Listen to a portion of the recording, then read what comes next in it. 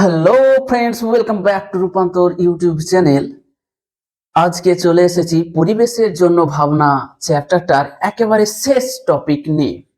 এর আগে এই চ্যাপ্টারের 4টে লেকচার দেওয়া হয়েছে। তোমরা কিন্তু লেকচারগুলো পর পর দেখতে থাকবে। প্রত্যেকটা চ্যাপ্টারে টপিক ধরে ধরে ছোট ছোট লেকচার করে দেওয়া হয়েছে। তোমরা কিন্তু মাঝখানে গিয়ে ভিডিওগুলো দেখবে না। প্রত্যেকটা চ্যাপ্টারেরই লেকচারগুলো পরপর দেখতে থাকবে, তাহলে চ্যাপ্টারগুলোর কোনো সমস্যা থাকার কথা নয়। এছাড়া এই যে আমরা লেকচারগুলো তোমাদেরকে দিচ্ছি, এগুলোর যদি হ্যান্ড রিটেন নোট পেতে চাও, তাহলে আমরা কিন্তু একটা টেলিগ্রাম গ্রুপ খুলেছি এবং তার লিঙ্কটা এই লেকচারের ডেসক্রিপশন বক্সে দেওয়া হয়েছে।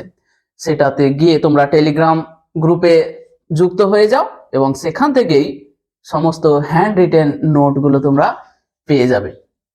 তো আজকের এই লেকচারে আমরা যে টপিকটা নিয়ে আলোচনা করব সেটা হলো জ্বালানির তাপন মূল্য বলতে কি বোঝায়। পেট্রোলের তাপন মূল্য কত, ডিজেলের তাপন মূল্য কত, কয়লার তাপন মূল্য কত, কোন জ্বালানি কত ভালো, এই সমস্ত বিষয়গুলো নিয়ে আলোচনা করব। তো চলো শুরু করে দিই সরাসরি জ্বালানির তাপন মূল্য।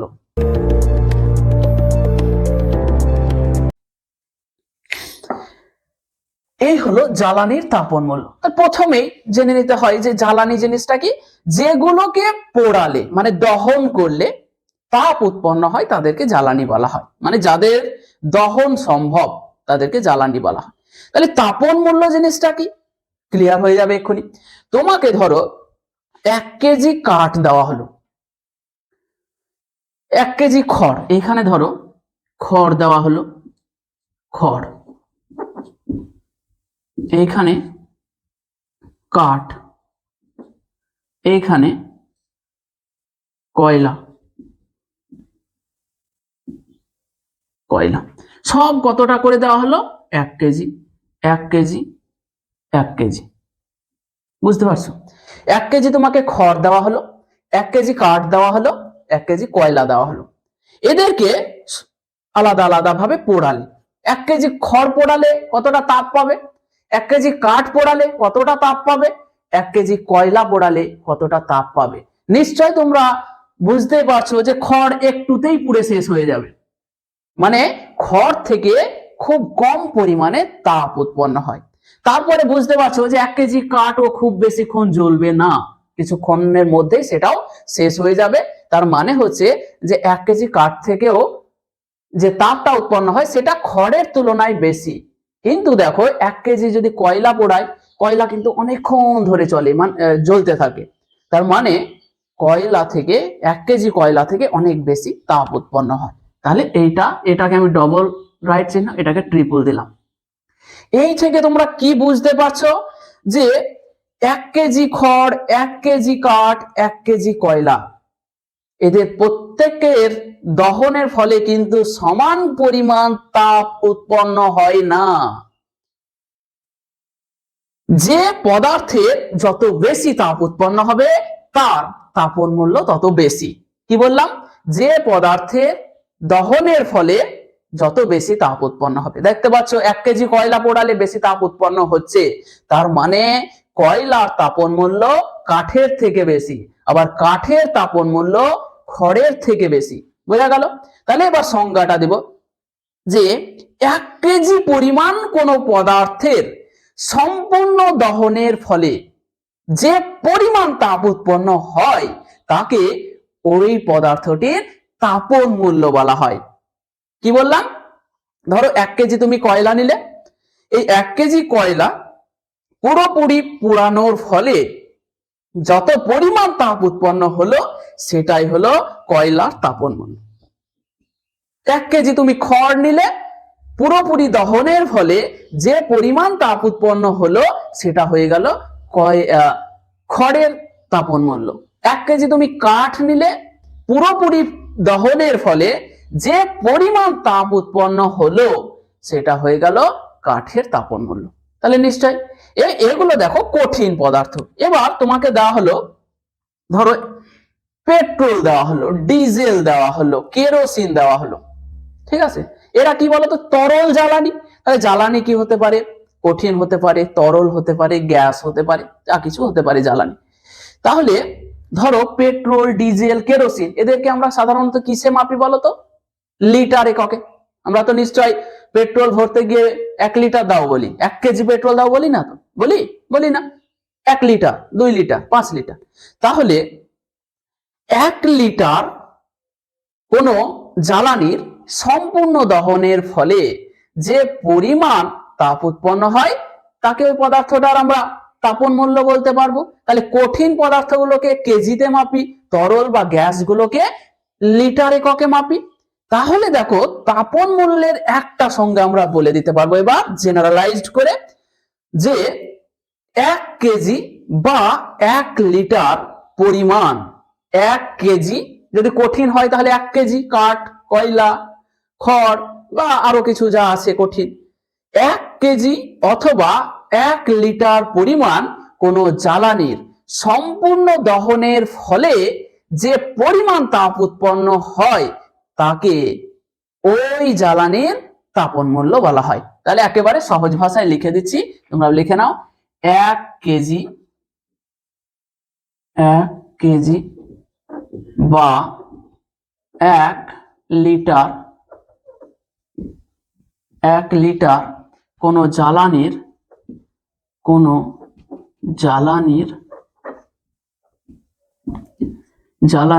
সম্পূর্ণ দহনের ফলে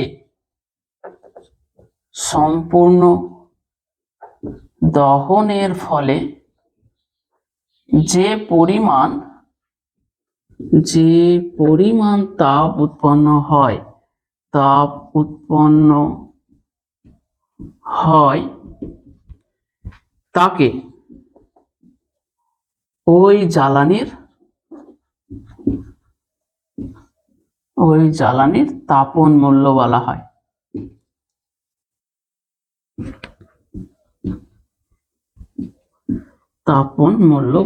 দেখো মাধ্যমিকের জন্য খুবই ইম্পর্টেন্ট এই টপিকটা। প্রথমে হচ্ছে যে জ্বালানির তাপন মূল্য বলতে কি বোঝো, তাহলে কি বুঝলে, যে 1 কেজি বা 1 লিটার কোন জ্বালানির সম্পূর্ণ দহনের ফলে যে পরিমাণ তাপ উৎপন্ন হয় তাকে ওই জ্বালানির তাপন মূল্য বলা হয়। এরপরে আমরা যেটা জানবো সেটা হচ্ছে যে জ্বালানির তাপন মূল্য যত বেশি সেটি হলো তত উৎকৃষ্ট মানের জ্বালানি। যেমন খড়ের থেকে কাঠ হলো উৎকৃষ্ট জ্বালানি, আবার কাঠের থেকে কয়লা হলো আরো উৎকৃষ্ট জ্বালানি। তার মানে জ্বালানির তাপন মূল্য যত বেশি হবে সেটি তত উৎকৃষ্ট জ্বালানি। বোঝা গেল? তাহলে দেখো হ্যাশট্যাগ, যে জ্বালানির তাপন মূল্য যত বেশি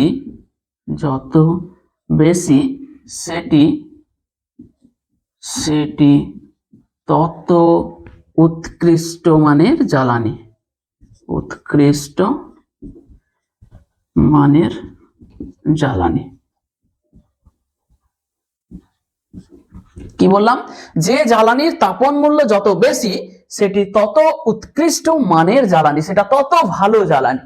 এরপরে তাপন মূল্যের একক, খুবই ইম্পর্টেন্ট, তাপন মূল্যের একক।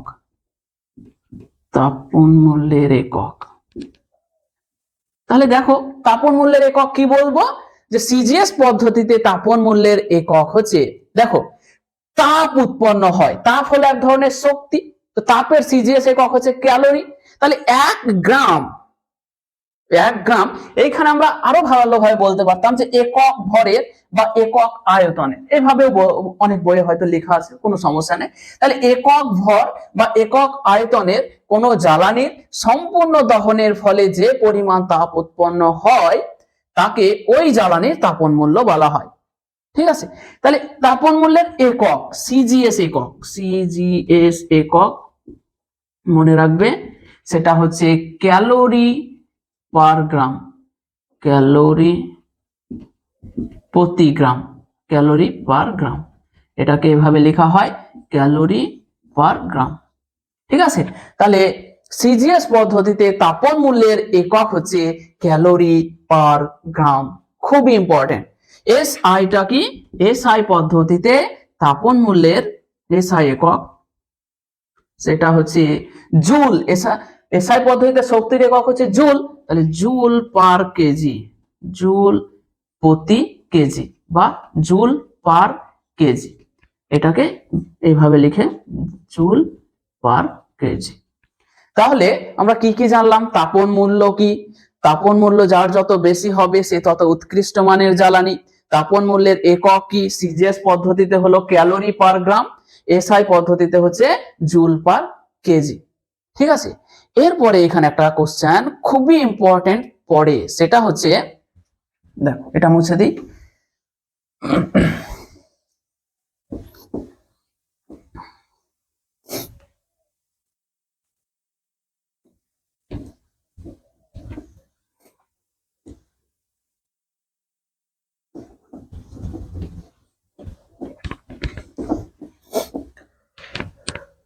দেখো,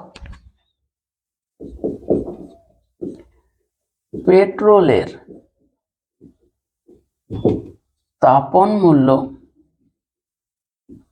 পেট্রোলের তাপন মূল্য 48,000 কিলো জুল পার কেজি বলতে কি বোঝো? বলতে কি বোঝো? খুবই ইম্পর্টেন্ট কোশ্চেন এইটা। কি বলছে? পেট্রোলের তাপন মূল্য 48,000 কিলো জুল পার কেজি বলতে কি বোঝায় বা কি বোঝো তোমরা? তাহলে দেখো কি বলছে, 48,000 কিলো জুল, এটা হচ্ছে কিলো জুল। 1 কিলো জুল সমান 1 কিলো জুল সমান হচ্ছে 10⁻³ জুল। তো বলছে যে পেট্রোলের তাপন মূল্য 48,000 কিলো জুল পার কেজি বলতে কি বোঝো? এটা বলতে বোঝায় যে 1 কেজি ভরের পেট্রোলের সম্পূর্ণ দহনের ফলে 48,000 কিলো জুল তাপ শক্তি উৎপন্ন হয়। কি বোঝায়? পেট্রোলের তাপন মূল্য 48,000 কিলো জুল পার কেজি বলতে বোঝায় যে 1 কেজি ভরের, দেখো এখানে কেজি দেওয়া আছে তাই কেজি বলছি, 1 কেজি ভরের পেট্রোলের সম্পূর্ণ দহনের ফলে 48,000 কিলো জুল তাপ শক্তি উৎপন্ন হয়। তাহলে লিখে দিচ্ছি যে পেট্রোলের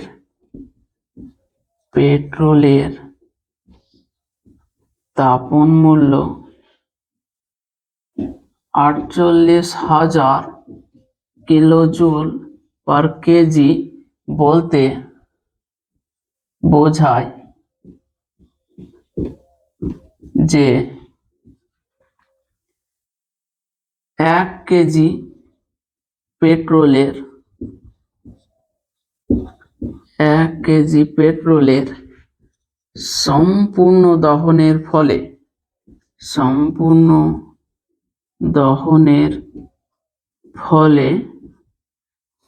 48,000 কিলো জুল তাপ শক্তি উৎপন্ন হয়।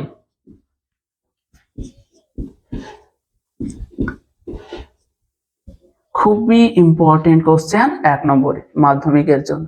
কি বলবে কোশ্চেনটা? পেট্রোলের তাপন মূল্য 48,000 কিলো জুল পার কেজি বলতে কি বোঝায়? পেট্রোলের জায়গায় ডিজেল বলতে পারে, কেরোসিন বলতে পারে, কয়লা বলতে পারে। তাহলে কি বলবো? যে পেট্রোলের তাপন মূল্য 48,000 কিলো জুল পার কেজি বলতে বোঝায় যে 1 কেজি পেট্রোলের সম্পূর্ণ দহনের ফলে 48,000 কিলো জুল তাপ শক্তি উৎপন্ন হয়। ঠিক আছে, এরপরে এখান থেকে আরেকটা কোশ্চেন আসে। তোমরা দেখেছো যে পেট্রোলের দাম বেশি না ডিজেলের দাম বেশি? নিশ্চয় পেট্রোলের দাম বেশি। পেট্রোল 106 টাকা লিটার, ডিজেল প্রায় 92-93 টাকা লিটার। তো কেন দাম বেশি? এই যে বললাম, যার তাপন মূল্য যত বেশি হবে তার দাম তত বেশি হবে। পেট্রোলের তাপন মূল্য বেশি, মানে 1 কেজি পেট্রোল পোড়ানো হলে যতটা তাপ উৎপন্ন হয় 1 কেজি ডিজেল পোড়ালে তার থেকে কম তাপ উৎপন্ন হয়, সেই জন্য ডিজেলের দাম কম, পেট্রোলের দাম বেশি। ঠিক আছে, তো এরপরে আমাদের যে কোশ্চেনটা সেটা হচ্ছে, দেখো মুছে দিচ্ছি,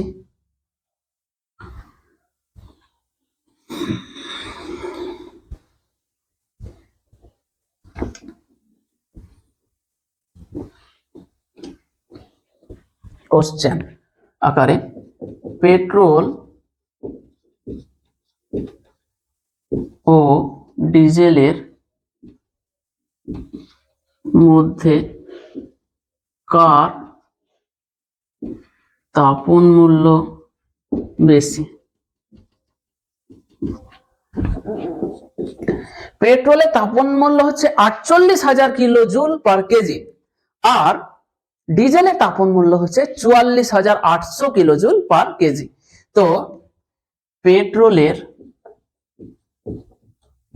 পেট্রোলের তাপন মূল্য হলো 48,000 কিলো জুল পার কেজি, এবং ডিজেলের তাপন মূল্য হলো 44,800 কিলো জুল পার কেজি। তাহলে নিশ্চয় বুঝতে পারছো কার তাপন মূল্য বেশি। সুতরাং পেট্রোলের তাপন মূল্য বেশি, অর্থাৎ পেট্রোলের তাপন মূল্য ডিজেলের থেকে বেশি,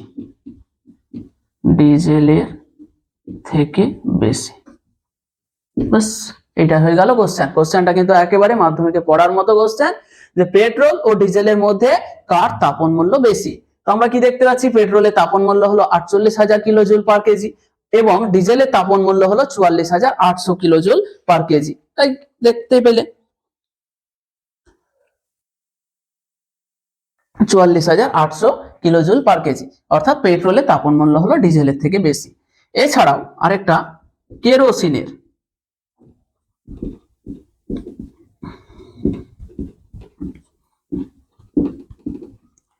তাপন মূল্য হলো 46,200 কিলো জুল পার কেজি। তার মানে কি, 1 কেজি কেরোসিনের সম্পূর্ণ দহনের ফলে 46,200 কিলো জুল তাপ শক্তি উৎপন্ন হয়।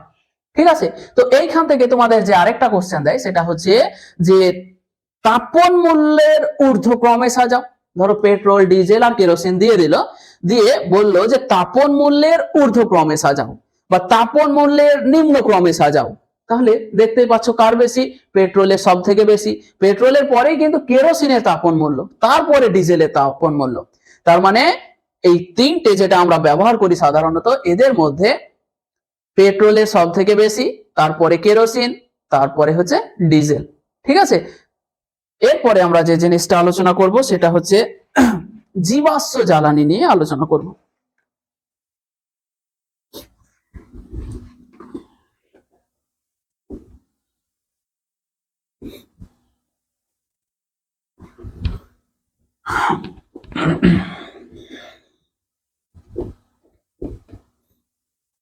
জীবাশ্ম জ্বালানি, জীবাশ্ম তোমরা ভূগোলে অবশ্যই এটা ভালো করেই পড়েছো যে জীবাশ্ম জ্বালানি কি।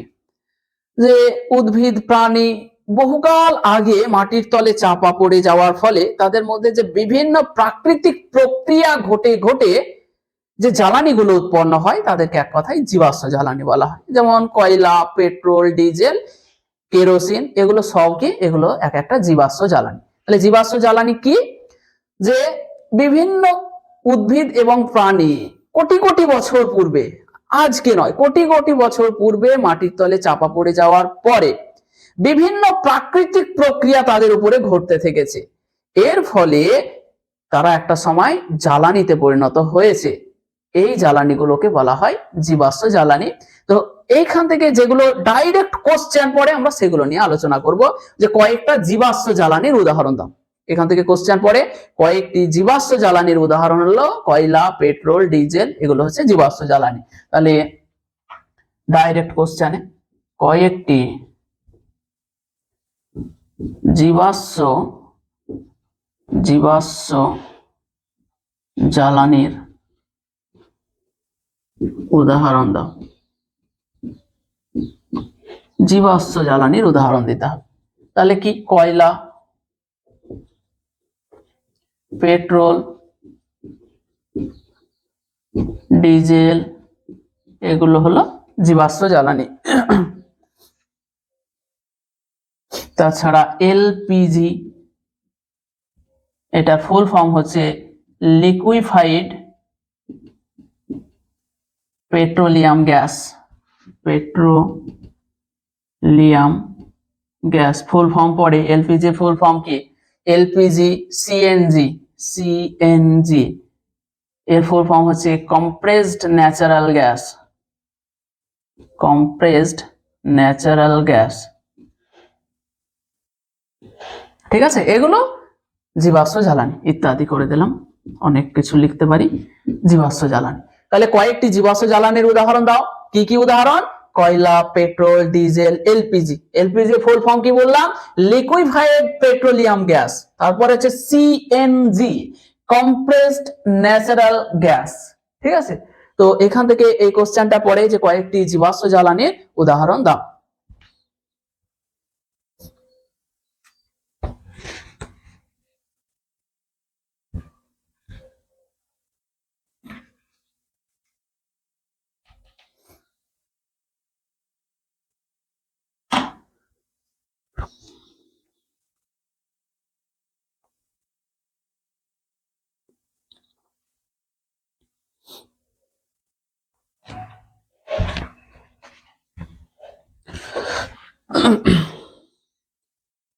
এরপরে আমরা যে টপিকটা নিব সেটা হচ্ছে প্রাকৃতিক গ্যাস কি বা ন্যাচারাল গ্যাস কি।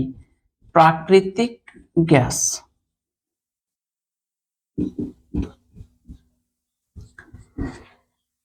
প্রাকৃতিক গ্যাসটা কিন্তু মাধ্যমিকে আসার মতো একটা কোশ্চেন, যে পেট্রোলিয়ামের খনিতে উপরের দিকে কিছু পরিমাণ গ্যাস থাকে বা অন্য বিভিন্ন খনিতে কিছু পরিমাণ গ্যাস থাকে, এই গ্যাসগুলোকে বলা হয় প্রাকৃতিক গ্যাস। প্রাকৃতিক গ্যাস কি? পেট্রোলিয়াম খনিতে উপরের দিকে কিছু পরিমাণে গ্যাস থাকে, এই গ্যাসটাকে বলা হয় প্রাকৃতিক গ্যাস। তাহলে পেট্রোলিয়াম খনিতে, পেট্রোলিয়াম খনিতে উপরের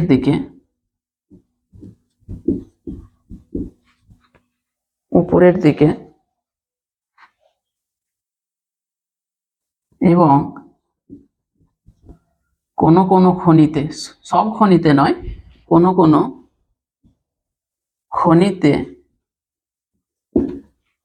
খনিতে যে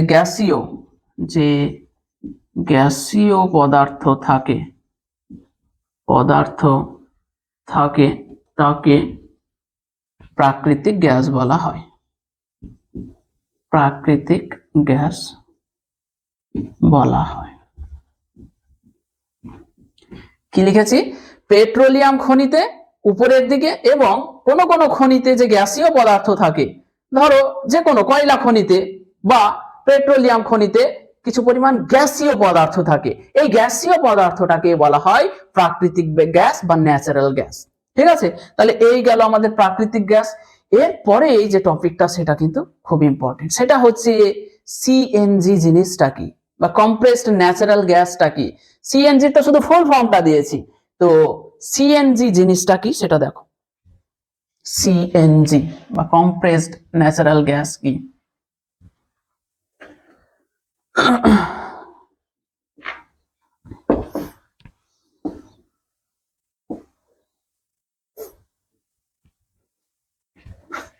সিএনজি কি? তাহলে দেখো, সিএন মানে কম্প্রেসড ন্যাচারাল গ্যাস, সিএনজি, তাহলে এর ফুল ফর্ম হচ্ছে, সাইডে লিখে দিচ্ছি, কম্প্রেসড ন্যাচারাল গ্যাস। এইখানে কোশ্চেনটা আমি এইখানে লিখছি কি, সিএনজি বা কম্প্রেসড ন্যাচারাল গ্যাস কি। তো প্রাকৃতিক গ্যাস বুঝতে পারলে যে পেট্রোলিয়ামের খনিতে উপরের দিকে এবং অন্য কিছু কিছু খনিতে যে গ্যাসীয় পদার্থটা থাকে তাকে বলা হয় প্রাকৃতিক গ্যাস। এই যে প্রাকৃতিক গ্যাসকে যদি খুব বেশি চাপ প্রয়োগ করা হয়, কত চাপ, 200 বার, 200 বার, বার হচ্ছে চাপের একক, 200 বার চাপ প্রয়োগ করে তাকে তরলে পরিণত করা হলে তাকে বলা হয় কম্প্রেসড ন্যাচারাল গ্যাস বা সিএনজি। তাহলে কি বলবো, প্রাকৃতিক গ্যাসকে প্রায় 200 বার চাপে সংনমিত করলে যে জিনিসটা পাওয়া যায় সেটাকে বলা হয় কম্প্রেসড ন্যাচারাল গ্যাস বা সিএনজি। তাহলে প্রাকৃতিক গ্যাসকে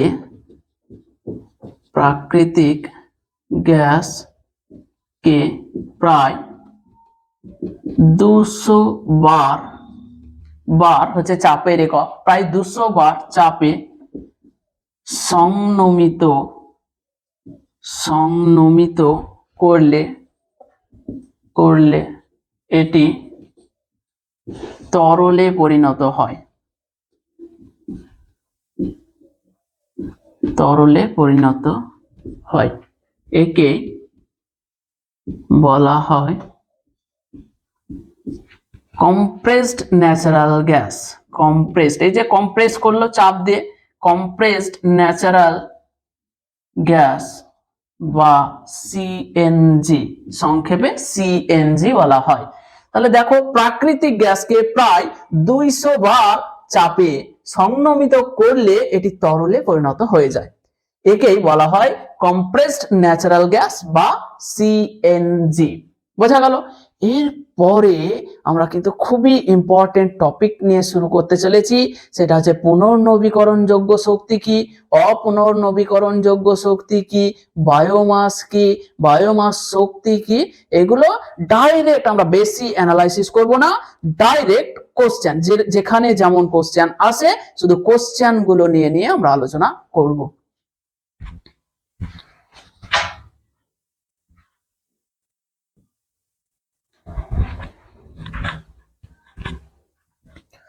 তো এইখানে আমরা সরাসরি কি করেছি, যে কোশ্চেন আকারে নিয়ে নিয়েছি, কোশ্চেন আকারে নিয়েছি যে অপুনর্নবীকরণযোগ্য শক্তির উৎস কি।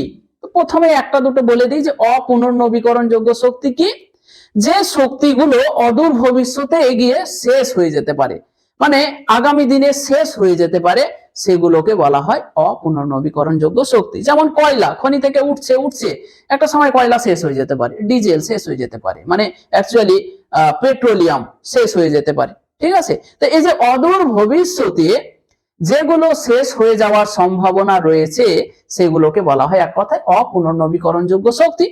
তো কোশ্চেন পড়ে যে অপুনর্নবীকরণযোগ্য শক্তির উৎস, দুটো অপুনর্নবীকরণযোগ্য শক্তির উৎসের নাম লিখো। তাহলে আমরা কি লিখে দিয়েছি, সমস্ত জীবাশ্ম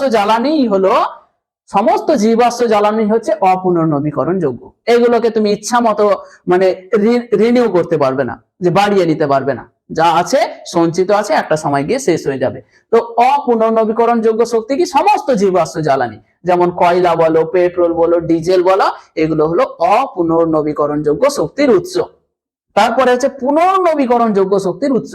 এই কোশ্চেনটা পুনর্নবীকরণযোগ্য শক্তির উৎস মানে যেগুলো অদূর ভবিষ্যতে গিয়ে শেষ হয়ে যাওয়ার কোনো সম্ভাবনা নেই, যেমন সৌরশক্তি, সূর্যের আলো বা সূর্যের শক্তি শেষ হয়ে যাওয়ার কোনো সম্ভাবনা নেই, তাই এগুলো হচ্ছে পুনর্নবীকরণযোগ্য, চলতেই থাকবে, অসীম সময় ধরে চলতে থাকবে। তো সৌরশক্তি, বায়ু শক্তি, বায়ু বইতেই থাকবে, বায়ু শক্তি উৎপন্ন হতেই থাকবে, জোয়ার ভাটা শক্তি, বায়োমাস শক্তি, এগুলো হচ্ছে পুনর্নবীকরণযোগ্য শক্তি।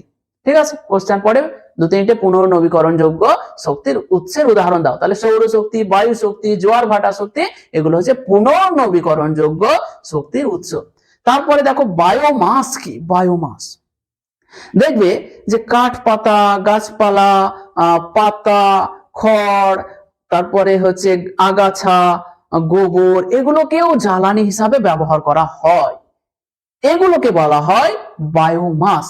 কি লিখেছি দেখো, কাঠ, পাতা, ডালপালা, আগাছা, বিভিন্ন ধরনের আগাছা, আখের ছিবড়ে হয় না, ওগুলোকে আবার পোড়ানো হয় জ্বালানি হিসাবে। আখের ছিবড়ে, ধানের তুষ, ধানের এই যে খোসাটা সেটা, ধানের তুষ, গোবর, এগুলোকে জ্বালানি হিসাবে ব্যবহার করা হয়। এদেরকে বলা হয় বায়োমাস। তাহলে কি বললাম দেখো, কাঠ, পাতা, ডালপালা, আগাছা, আখের ছিবড়ে, তারপরে হচ্ছে গোবর, ধানের তুষ, এগুলোকে জ্বালানি হিসাবে ব্যবহার করা হয়। এগুলোকে এক কথায় বলা হয় বায়োমাস। বায়োমাস বলা হয়।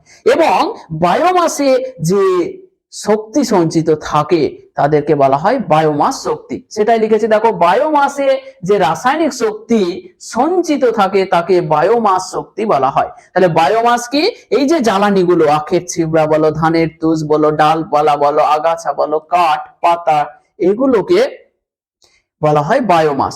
আর এগুলোকে বা এগুলোর মধ্যে যে রাসায়নিক শক্তিটা সঞ্চিত থাকে তাদেরকে বলা হয় বায়োমাস শক্তি।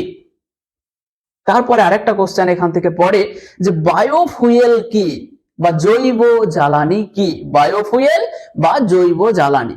তাহলে বায়োমাস বা জৈব জ্বালানিকে দেখো লিখেছে, বায়োমাস অর্থাৎ জৈব আবর্জনা থেকে উৎপন্ন জ্বালানিকে বলা হয় বায়োফুয়েল।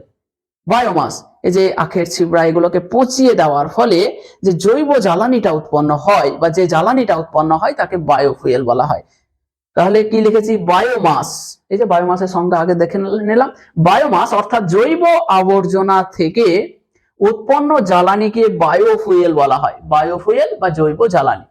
উদাহরণ কি, বায়ো ইথানল, জৈব জ্বালানির উদাহরণ বা বায়োফুয়েলের উদাহরণ দুটো। বায়োফুয়েলের উদাহরণ দাও, কি কি হবে, বায়ো ইথানল, বায়ো ডিজেল।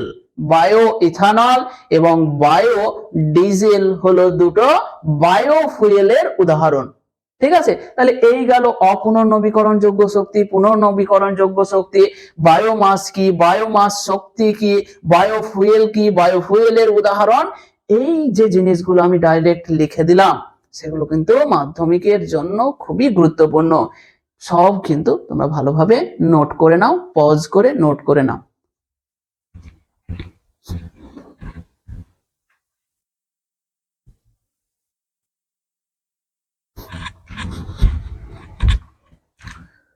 আর তো তিনটে কোশ্চেন এই চ্যাপ্টারে আমরা আলোচনা করে দেব, তারপরে এই চ্যাপ্টারটা কিন্তু মোটামুটি শেষ।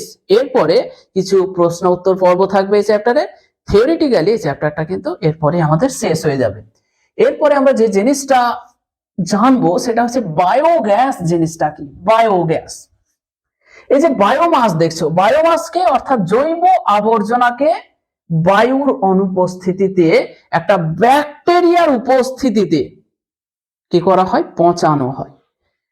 বায়োমাসকে অর্থাৎ জৈব আবর্জনাকে বায়ুর অনুপস্থিতিতে জটিল জৈব রাসায়নিক প্রক্রিয়ায় মিথোজেনিক ব্যাকটেরিয়া, এটা খুব ইম্পর্টেন্ট, কোন ব্যাকটেরিয়ার উপস্থিতিতে, আন্ডারলাইন করে দাও এটাকে, মিথোজেনিক ব্যাকটেরিয়া দ্বারা বিয়োজিত করলে যে গ্যাস মিশ্রণ উৎপন্ন হয় তাকে বায়োগ্যাস বলা হয়।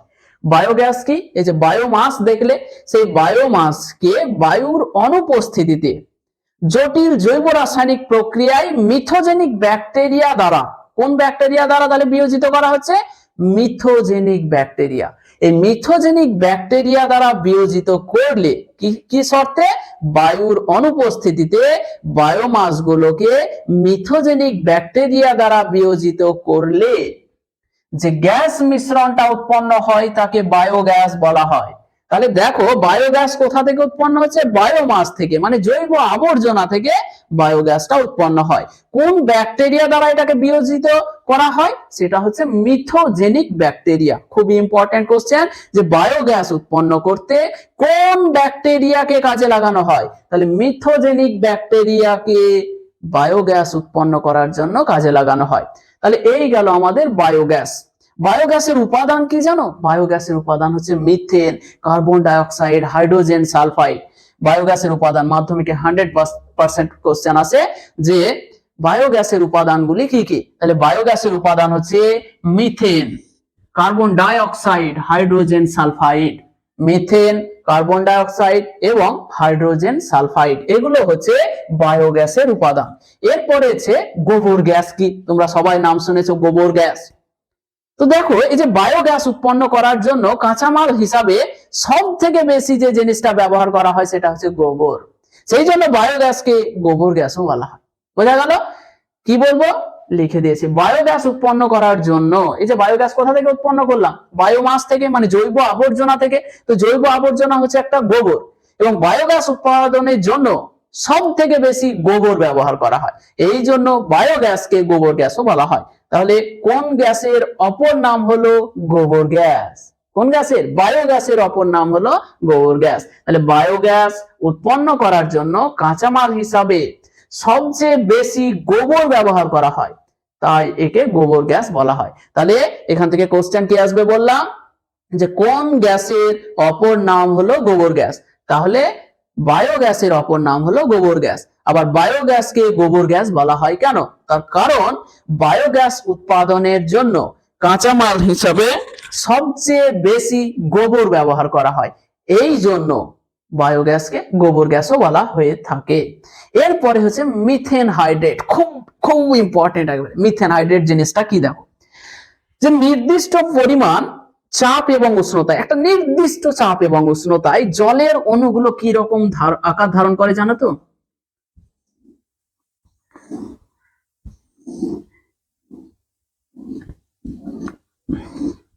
নির্দিষ্ট চাপ এবং উষ্ণতায় জলের অণুগুলো এই রকম খাঁচার মতো আকার ধারণ করে, খাঁচার মতো। এবং এই জায়গাগুলোতে কি ঢুকে যায়? যে ফাঁকা অংশগুলো, সেগুলোতে মিথেন অণুগুলো ঢুকে পড়ে। এই তখন এটাকে বলা হয় মিথেন হাইড্রেট। মিথেন হাইড্রেট, এই পুরো জিনিসটাকে বলা হয় মিথেন হাইড্রেট। তাহলে মিথেন হাইড্রেট জিনিসটা কি? যে নির্দিষ্ট চাপ এবং উষ্ণতায় জলের, লিখে দিয়েছে অবশ্য, নির্দিষ্ট মানের উষ্ণতা ও চাপে জলের অণুগুলো খাঁচার মতো গঠন তৈরি করে। এই যে খাঁচার মতো একটা গঠন তৈরি করলো, এবং সেই খাঁচাতে, খাঁচার ফাঁকা অংশগুলোতে কি হলো? একটা করে মিথেন অণু ঢুকে যায়, দিয়ে এই পুরো জিনিসটাকে বলা হয় মিথেন হাইড্রেট। তাহলে মিথেন হাইড্রেট কি বোঝা গেল? যে নির্দিষ্ট মানের চাপ এবং উষ্ণতায় জলের অণুগুলি খাঁচার মতো গঠন তৈরি করে, এবং খাঁচার এই ফাঁকা অংশগুলোতে মিথেন অণুগুলো বসে যায়। মিথেন অণুগুলো একটা একটা করে বসে যায়। এই পুরো গঠনটাকে তখন বলা হয় মিথেন হাইড্রেট। লিখেছি, নির্দিষ্ট মানের উষ্ণতা ও চাপে জলের অণুগুলি খাঁচার মতো গঠন তৈরি করে, এবং এই খাঁচার ফাঁকা অংশগুলোতে মিথেন অণুগুলি আটকে থাকে। এগুলোতে, খাঁচাগুলোতে মিথেন অণুগুলো আটকে থাকে। এদের মিথেন হাইড্রেট বলা হয়। এখান থেকে আরেকটা কোশ্চেন পড়ে, মিথেন হাইড্রেটের সংকেত কি? খুবই ইম্পর্টেন্ট। দেখো, মিথেন হাইড্রেটের সংকেত হচ্ছে 4CH4। 4CH4 মানে 4টে মিথেন ডট 23H2O। এটা হচ্ছে মিথেন হাইড্রেটের সংকেত। খুব ইম্পর্টেন্ট, মাধ্যমিকের জন্য মিথেন হাইড্রেটের সংকেত লিখো। তাহলে মিথেন হাইড্রেটের সংকেতটা কি হয়ে গেল? 4CH4 মানে 4টে মিথেন ডট 23টে জল। এভাবে মনে রাখো, 4টে মিথেন 23টে জল। তাহলে 4CH4 ডট 23H2O, এইটা হলো মিথেন হাইড্রেটের সংকেত। এই মিথেন হাইড্রেট গুলো কিরকম হয় জানো তো? সাদা বরফের মতো দেখতে মনে হয়। মিথেন হাইড্রেট গুলো সাদা বরফের মতো দেখতে হয়, এই জন্য এদেরকে ফায়ার আইস বলা হয়। ফায়ার আইস, এই যে লিখে দিয়েছি, মিথেন হাইড্রেট বরফের মতো সাদা কঠিন পদার্থ। মিথেন হাইড্রেট হলো বরফের মতো সাদা কঠিন পদার্থ, তাই এর অপর নাম হলো ফায়ার আইস। খুব ইম্পর্টেন্ট, কার অপর নাম? Fire ice. তাহলে কার? মিথেন হাইড্রেটের। মিথেন হাইড্রেটের অপর নাম হলো ফায়ার আইস। এখান থেকে আরেকটা কোশ্চেন পড়ে, কাকে, কেন ফায়ার আইস বলা হয়? মিথেন হাইড্রেটকে ফায়ার আইস বলা হয় তার কারণ মিথেন হাইড্রেট বরফের মতো সাদা কঠিন পদার্থ। বোঝা গেল? তাহলে আমরা আলোচনা করে নিলাম বায়োগ্যাস কি, বায়োগ্যাসের উপাদানগুলো কি কি? Methane, carbon dioxide, hydrogen sulphide. তারপরে যে গোবর গ্যাস কি। এই যে বায়োগ্যাসের উৎপাদনের জন্য কাঁচামাল হিসাবে সব থেকে বেশি গোবর ব্যবহার করা হয়, তাই এর নাম হয়ে গেল গোবর গ্যাস। ঠিক আছে, তারপরে চলে আসলাম মিথেন হাইড্রেট। কি মিথেন হাইড্রেট? এই যে একটা নির্দিষ্ট মানের চাপ এবং উষ্ণতায়, সব সময় নয়, নির্দিষ্ট মানের চাপ এবং উষ্ণতায় জলের অণুগুলো খাঁচার মতো আকার ধারণ করে এবং সেই খাঁচার ফাঁকা ফাঁকা অংশগুলোতে মিথেন অণুগুলো আটকে পড়ে। এই পুরো গঠনটাকে বলা হয় মিথেন হাইড্রেট। এই যেটা এখানে দেখালাম মিথেন হাইড্রেট। এই মিথেন হাইড্রেটের সংকেত কি?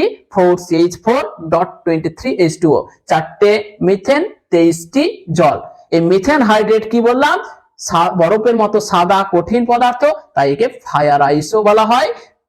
এই গেল অফিসিয়ালি আমাদের এই চ্যাপ্টারটা শেষ। এরপরে আমরা অবশ্যই প্রশ্ন উত্তর করতে থাকবো। তোমরা লেকচারগুলো পরপর দেখে রেডি করো, তারপরে আমরা কিন্তু মাধ্যমিকের জন্য স্পেশাল প্রশ্ন উত্তর পর্ব শুরু করব।